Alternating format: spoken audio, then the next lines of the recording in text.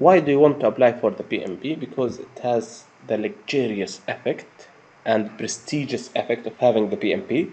The second is that it's a hike in the salary, because all the PMP holders will have a higher salary than other project managers who does not hold the PMP. It's highly recommended and highly required, and because the project economy or the project or the world's economy is oriented towards project management, and there will be more than 32 millions project management oriented vacancies by 2030 worldwide. So it's a good field to grab, and you need to go with this in order to upgrade your maybe position, to shift career, or to gain more knowledge.